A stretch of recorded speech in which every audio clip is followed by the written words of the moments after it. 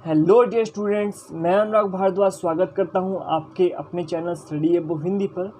तो स्टूडेंट्स, आज इस वीडियो में हम पढ़ने वाले समाचार लेखन क्लास 12 अभिव्यक्ति और माध्यम पुस्तक से। जैसा कि आप जानते हैं कि जो आपकी क्लास 12 के सिलेबस के अकॉर्डिंग समाचार लेखन आपका 3 नंबर या 2 अंक में आ सकता है। तो मेनली ये 3 मार्क्स का आता है। तो समाचार लेखन में क्या करते हैं, उल्टा पिरामिड शैली को हम फॉलो करते हैं और इसमें और फीचर लेखन, आलेख लेखन पर आधारित 2 लघु उत्तरीय प्रश्न पूछे जाएंगे। यानी आपके टोटल कितने क्वेश्चन आएंगे, 2 क्वेश्चन आएंगे। उनमें आपस में इंटरनल चॉइस आपको दी मिलेगी और एक प्रश्न होगा वो 3 अंक का होगा, जो दूसरा प्रश्न होगा वो 2 अंक होगा। यानी टोटल मिला के आपका कितने मार्क्स होंगे, 5 मार्क्स का हो गया। तो इसी को ध्यान में रखते हुए हमने ये वीडियो बनाई है। तो वीडियो को लास्ट तक देखना। आशा है कि आपको ये जो कॉन्सेप्ट है इस वीडियो से कम्प्लीटली समझ में आ जाएगा और आपको ये दोबारा पढ़ने की ज़रूरत नहीं पड़ेगी। तो देखिए, समाचार सबसे पहले जानते हैं समाचार किसे कहते हैं। किसी भी ऐसी ताज़ा घटना, विचार या समस्या की रिपोर्ट है जिसमें अधिक से अधिक लोगों की रुचि हो और जिसका अधिक से अधिक लोगों पर प्रभाव पड़ रहा हो, तो उसे हम क्या कहते हैं, समाचार कहते हैं। नेक्स्ट है समाचार लेखन के आवश्यक तथ्य। तो समाचार लेखन है, उसके आवश्यक तथ्य क्या है। समाचार लेखन से पूर्व उसकी पृष्ठभूमि यानी जो उसका बैकग्राउंड है, उसकी जो कंप्लीट नॉलेज होना आवश्यक है। ठीक है, जो आप तथ्य पेश कर रहे हैं वो फैक्चुअल बेसिस पर होने, फैक्ट होने चाहिए, मनगढ़ंत नहीं होने चाहिए। दूसरा, समाचार लेखन में 4 साकारों का ध्यान रखना अपेक्षित है। ठीक है, यानी कंपलसरी है कि आपके पास जो भी आप समाचार लिख रहे हैं उसमें 4 साकार होने ही होने चाहिए। नंबर 1 सत्यता, ठीक है, स्पष्टता, नंबर 3 संक्षिप्तता और नंबर 4 है सुरुचि। तो ये 4 साकार यानी 4 से ये एक समाचार में होने ही होने चाहिए और समाचार अनुच्छेद में विभाजित होने चाहिए। तो ये थे समाचार। आगे बढ़ते हैं। पत्रकारीय लेखन का सबसे पहचाना रूप समाचार लेखन है। यानी जो आपका पत्रकारीय लेखन है उसमें जो सबसे पहचानने वाला रूप है, जो सबसे फेमस कौन सा है, समाचार लेखन है। आमतौर पर अखबार जो न्यूज़पेपर होता है उसमें समाचार पूर्णकालिक और अंशकालिक पत्रकार लिखते हैं। यानी जो रिपोर्टर होते हैं वो आपके पूर्णकालिक और अंशकालिक होते हैं, जिन्हें संवाददाता या रिपोर्टर कहा जाता है। यानी जो खबरें लाने का काम करते हैं उन्हें हम क्या कहते हैं, रिपोर्टर कहते हैं। और ये आपके मेनली 2 टाइप्स के होते हैं, पूर्णकालिक और सेकंड कौन सा है आपका, अंशकालिक। तो सबसे पहले पढ़ते हैं हम पूर्वकालिक पत्रकार। पूर्वकालिक पत्रकार किसी भी समाचार संगठन में काम करने वाले, ठीक है, नियमित वेतनभोगी कर्मचारी। यानी जो समाचार पत्र में काम कर रहे हैं और उन्होंने काम करने के बदले नियमित वेतन मिल रहा है, तो उन्हें हम क्या कहते हैं, पूर्णकालिक पत्रकार। उसके बाद आते हैं आपके अंशकालिक पत्रकार। किसी समाचार संगठन में काम के लिए निश्चित मानदेय के आधार पर कार्य करने वाले पत्रकार। यानी एक निश्चित मतलब उसको एक मानदेय, रेम्यूनरेशन डिसाइड कर देते हैं कि आपको इतना रेम्यूनरेशन, इतनी सैलरी मिलेगी। ठीक है, तो उसके आधार पर वो अंशकालिक मतलब छोटे टाइम के लिए, वो थोड़े समय के लिए काम करते हैं, उन्हें हम कहते हैं अंशकालिक पत्रकार। तो स्टूडेंट्स, एक तीसरे टाइप के पत्रकार भी होते हैं, बट देखा जाए कि जो तीसरे हमारे अंशकालिक पत्रकार, यह पत्रकार किसी समाचार पत्र से संबंधित नहीं होता है। ठीक है, वो किसी भी समाचार पत्र में काम नहीं करता, बल्कि वह समाचार पत्रों से लेख भुगतान के आधार पर लिखता है। यानी उसको जो पेमेंट मिलती है, पेमेंट के अकॉर्डिंग वो समाचार पत्रों में अपने लेख देता है। तो ये थे आपके पत्रकार।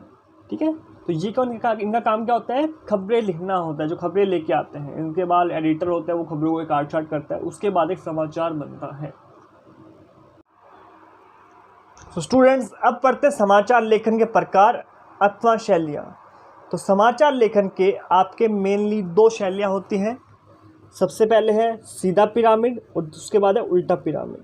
तो सीधा पिरामिड यानी स्तूपी, इस पद्धति में कम महत्वपूर्ण समाचारों को पहले तथा सर्वाधिक महत्वपूर्ण को अंत में लिखा जाता है। यानी जो आप पिरामिड की शेप होती है, इस टाइप की पिरामिड की शेप होती है। तो इसमें क्या करते हैं, जो सबसे पहले जो कम लोकप्रिय होंगी, जो कम महत्वपूर्ण होती है, उन बातों को पहले रखा जाता है और लास्ट में क्या आता है, क्लाइमैक्स आता है। यानी जो अगर आप कथा देखते, कोई स्टोरी देखते हैं, तो स्टोरी में पहले उसकी भूमिका बनाई जाती है। ठीक है, उसके बारे में बताया जाता है कि किरदार कौन से हैं। फिर लास्ट में जो क्लाइमैक्स होता है, जो उसका मोरल निकल के आता है, उसको लास्ट में बताया जाता है। ठीक है, और वही हम बात करें उल्टा पिरामिड शैली की, इसकी शेप होती है ऐसे, ठीक है। उल्टा पिरामिड शैली यानी इन्वर्टेड पिरामिड शैली, इसको विलोम स्तूपी यानी अपोजिट ऑफ स्तूपी भी बोला जाता है। इस पद्धति में पहले महत्वपूर्ण तथ्यों या सूचनाओं को लिखा जाता है, जो सबसे महत्वपूर्ण है वो सबसे पहले लिखी जाएगी और उसके बाद घटते महत्व एवं प्रासंगिकता के अनुसार अन्य तथ्यों या सूचनाओं को लिखा जाता है, ठीक है। या अंतिम अनुच्छेद में कम महत्व तथ्यों को लिखा जाता है, जो अंतिम होता है उसका समापन होता है, तो जिसमें उसके जो कम इम्पोर्टेंट होते हैं उनको सब लास्ट में लिखा जाता है। आजकल इसी पद्धति द्वारा या इसी शैली द्वारा समाचार लेखन में सबसे अधिक अपनाया जा रहा है। देख पा रहे हैं आप फिगर में कि आपका क्या है, सबसे पहले क्या है, सीधा पिरामिड शैली है आपकी। सीधा पिरामिड शैली में देख पा रहे होंगे कि इसकी शेप क्या है, पिरामिड जैसी, स्तूपी जैसी। और जो उल्टा पिरामिड शैली है वो क्या है, इन्वर्टेड पिरामिड है, ठीक है, इन्वर्टेड पिरामिड स्टाइल। इसको जो सबसे पहला पार्ट होता है इंट्रो या मुखड़ा, इससे पहले क्या आएगा इसमें, इंट्रो या मुखड़ा, ये सबसे महत्वपूर्ण होता है वो सबसे पहले लिखा जाता है। इसको हम लीड, आमुख के नाम से भी जाने जाते हैं। इसको हम क्लाइमैक्स भी बोल सकते हैं, यानी जो क्लाइमैक्स होता है वो सबसे पहले आता है, उसके बाद आती है इसकी बॉडी, ठीक है, इसका जो महत्व होता है उसको घटते क्रम में लिखते जाते हैं। उसके बाद क्या आती है, बॉडी आती है और लास्ट में क्या आता है, समापन आता है। तो याद रखिए ये शैली सबसे पहले 19वीं शताब्दी में अपनाई गई थी अमेरिका द्वारा। जब अमेरिका में जो गृह युद्ध चला हुआ था तो उस टाइम जो पत्रकार थे, जो रिपोर्टर थे, वो टेलीग्राफ के माध्यम से आप न्यूज़ को भेजते थे। वो काफ़ी कॉस्टली पड़ता था, ठीक है, न्यूज़ ज़्यादा लंबी होती थी तो वो ज़्यादा कॉस्टली पड़ता था। तो उन्होंने जो उल्टा पिरामिड शैली है, यानी जो महत्वपूर्ण इन्फॉर्मेशन है उनको भेजना स्टार्ट किया, जो खर्चा है उसको बचाने के लिए, ठीक है। आगे बढ़ते हैं। समाचार के तत्व अथवा ककार, यानी जो हम उल्टा पिरामिड शैली का यूज़ करते हैं उसके लिखने का तरीका क्या है, किसके आधार पर उसको लिखते हैं, क्या क्या तत्व होते हैं। तो उसमें मेनली आपके कितने तत्व होते हैं, 6, यानी 6 ककार होते हैं। ककार को तत्व भी बोल सकते हैं। इस 6 को आपको याद रखने के लिए याद रखना, जो आपको ये डायग्राम भी दिया हुआ है इसके अकॉर्डिंग भी कर सकते हैं, क्या, कौन, कहाँ, कब और कैसे। या फिर ये कर सकते हैं कि जो आपके WH फैमिली के वर्ड होते हैं इंग्लिश में याद हो तो आपको 5 वर्ड्स तो क्या आएंगे, W वाले हैं, और जो एक वर्ड है वो कौन सा आपका H वाला है। यानी किसी भी समाचार को इन 6 ककारों को होना सामान्यतः आवश्यक माना जाता है। यानी ये कंपलसरी है कि किसी भी आप समाचार पत्र लिख रहे हैं तो उनमें ये 6 ककार होने ही चाहिए। तो सबसे पहले इसमें कौन सा है, क्या। क्या यानी व्हाट, मतलब क्या घटित हुआ है, कि व्हाट हैपन, कि क्या, कौन सी घटना घटित हुई है। उसके बाद तक कब। कब यानी व्हेन। व्हेन का मतलब ये टाइम के लिए यूज़ होता है कि आपका कब, किस टाइम यूज़ हुआ है, किस डेट को हुआ है, ठीक है, सुबह हुआ है, शाम हुआ है, कब घटना घटित हुई है। थर्ड आता है उसके बाद वेयर। वेयर में क्या हो गया, किस स्थान पर घटी है। वेयर मतलब जो उसका प्लेस से रिलेटेड है कि किस स्थान पर घटना घटित हुई है। और फोर्थ आपका कौन, मतलब हु, ये घटना किससे संबंधित है, जो घटना घटित हुई है वो किससे संबंधित है। तो स्टूडेंट जो ये पहले 3 या 4 ककार है ये किस में लिखे जाते हैं, आपके इंट्रो जो या मुखड़ा होता है उसमें लिखे जाते हैं। और बात के जो ये आपके 2 ककार है, वाई यानी क्यों और कैसे, हाउ, यानी घटना क्यों घटी और घटना कैसे घटित हुई, ठीक है। तो ये आपके जो 4 होते हैं ये सबसे इम्पोर्टेंट होती है। उसके बाद तो जो नेक्स्ट 2 है ये आपकी, उनका महत्व कम होता है। यानी जो क्लाइमैक्स है, क्लाइमैक्स को सबसे पहले लिखते हैं, क्लाइमैक्स को सबसे पहले लिखेंगे। उसके बाद क्या करेंगे, उसके महत्व के बाद उसका बॉडी यानी क्लेवर, और लास्ट में क्या होता है, समापन। तो ये क्या है, ककार है किसके, समाचार लेखन की। एक एग्जाम्पल देख लेते हैं स्टूडेंट्स कि आपके समाचार लेखन में हमने आपका एग्जाम्पल दिया हुआ है। आपकी जो प्रेस्क्राइब बुक्स है आप वहाँ से भी इसके प्रैक्टिस कर सकते हैं। तो इसमें आपका समाचार है, खराब सड़कें, ट्रैक्टर धंसा, रात भर ठिठुरते रहे चालक परिचालक।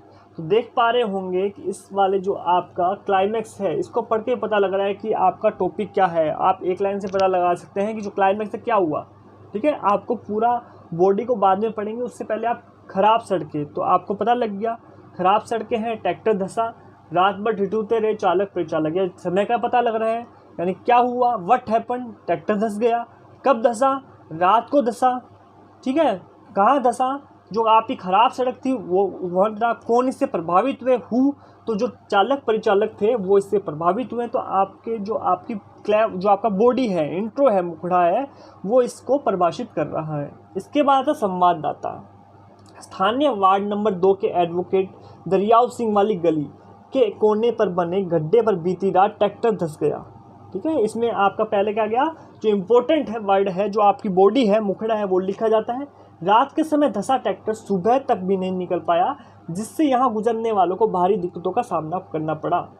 ट्रैक्टर चालक परिचालक रात भर कड़ाके की ठंड में ठिठुरते रहे और संबंधित विभाग के कारक जो आपके संबंधित विभाग हैं उन पे कारों पे जो भी नहीं रहेंगी है, ठीक है, उनको कोसते रहे। यहाँ यह भी बताया जा रहा है कि एडवोकेट दरियाव सिंह वाली गली को कुछ माह से पूर्व सीवरेज डालने के लिए खोदा गया था। कछुआ चाल से चले कार्य ने इस दौरान लोगों को परेशान किया है। साथ ही उस समय कथित लापरवाही के चलते बीच कोने में एक गहरा गड्ढा छोड़ दिया गया, जिससे मोटरसाइकिल, साइकिल सवार, बच्चे एवं महिलाओं गिरने का घटनाएं हो चुकी है। लेकिन इसके बावजूद से संबंधित ठेकेदार या विभाग की आंखें नहीं खुली है और सोमवार की रात को यहां ट्रैक्टर ट्रॉली धंस गई, जिससे निकलने के लिए चालक परिचालक व स्थानीय लोगों ने कड़ी मशक्कत करनी पड़ी।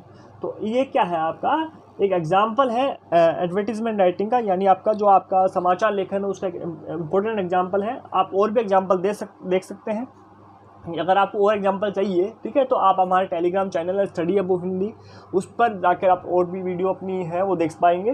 ठीक है, तो आई होप आपको ये वीडियो पसंद आई होगी और अब इस वीडियो को अपने जितने फ्रेंड हैं उनके साथ ज़्यादा से ज़्यादा शेयर कीजिए। ठीक है, thank you, have a nice day.